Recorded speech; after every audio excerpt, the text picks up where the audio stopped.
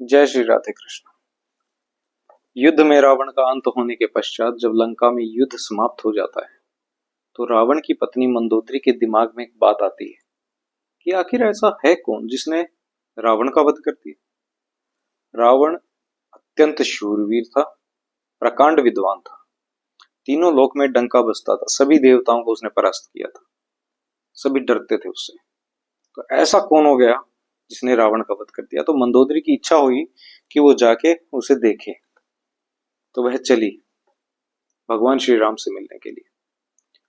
भगवान श्री राम युद्ध के पश्चात एक चट्टान पर, एक शिला पर कहीं बैठे थे, ध्यान मग्न थे, कुछ सोच रहे थे दिमाग में। क्या पता क्या चल रहा था, कि हो सकता है कि युद्ध में कितने लोग मारे गए, यही सोच रहे होंगे। तो जब वो बैठे हुए थे तो उनकी नजरें जो थी, उनकी दृष्टि जो थी वो नीचे थी। तो उन्होंने देखा कि एक छाया उनकी तरफ बढ़ रही है। और जब उन्होंने देखा तो पता चल गया कि यह छाया किसी स्त्री की है। तो जब वह छाया उनकी तरफ बढ़ रही थी तो भगवान श्री राम के चरणों को जैसे ही वो छाया स्पर्श करने लगी, भगवान श्री राम ने अपने चरण पीछे कर लिए। तो वह छाया रुकी, ठिठकी और फिर मुड़ के वापस चल पड़ी। तो भगवान श्री राम ने बिना नजरें उठाए कहा कि देवी आप कौन हैं, किस कार्य से आई थी और बिना कार्य बताए वापस क्यों जा रही है।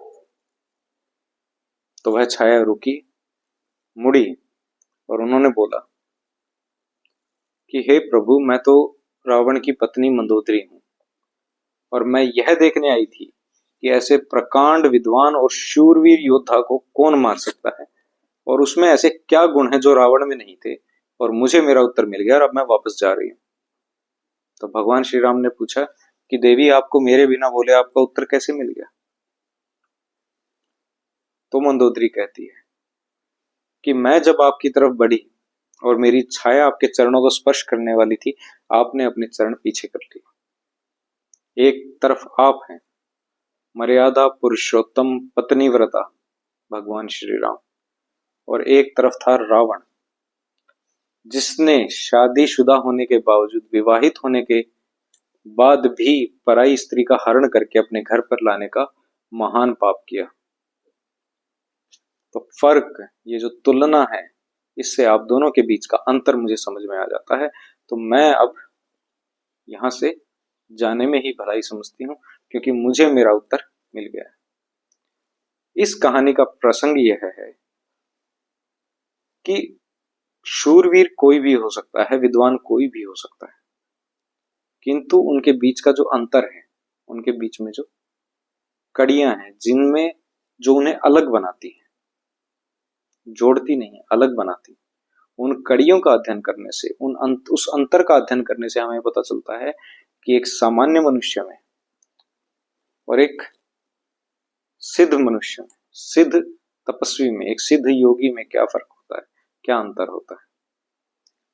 मैं ये नहीं कहता कि हम सब अपने अंदर भगवान श्री राम जैसा बनने की कोशिश करें, लेकिन एटलीस्ट, कम से कम, हम उनके कुछ गुणों का पालन करने की तरफ अग्रसर होने का प्रयास भर कर सकते हैं। उतना मात्र ही हमारे लिए भरपूर होगा।